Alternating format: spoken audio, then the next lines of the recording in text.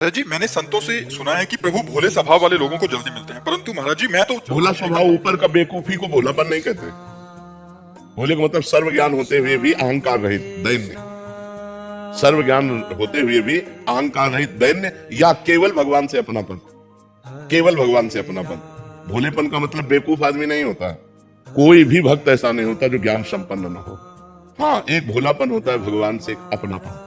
भगवान मेरी माँ, भगवान मेरे पिता, भगवान मेरे दोस्त, भगवान मेरे, तो वो भोलापन जो है वो परम पवित्र उच्च कोटि का होता है। बेवकूफी को भोलापन नहीं कहते। महाराज जी इनका प्रश्न आ गया वो ये तो महाराज जी ये कह रहे हैं कि जब हम अपनी ओर देखते हैं तो बहुत चालाक नजर आते हैं, बहुत झूठ भी बोल देते हैं और बहुत हम में तो मतलब छल कपट सब दिखता है। हाँ, ये भाव बहुत सुंदर भाव है, ये भाव होना ही चाहिए। अपने में दोष दर्शन होने से भगवान की कृपा प्राप्त, ऐसे में हमें कैसे प्रभु हम कृपा प्राप्त हो जाएगी। जब हम अपने को दोषी मानते हैं तो दोषी मान के भगवान की शरण में होते हैं तो भगवान की कृपा प्राप्त हो जाती है। अपने अंदर ये बात जब रहे कि हम भगवान के योग्य नहीं हैं, ये तो भगवान की कृपा है कि उन्होंने हमें स्वीकार कर लिया है। हमारे अंदर तो बहुत से दोष हैं, तो इससे भगवत कृपा प्राप्त होती है। जीव भगवान की कृपा का अधिकारी हो जाता है। ये जरूर होना चाहिए।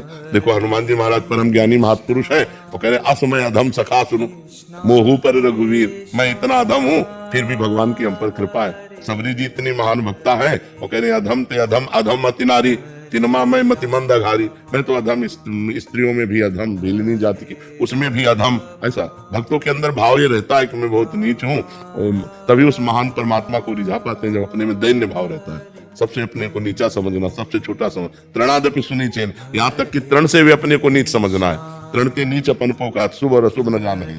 समझ रहे हैं ना।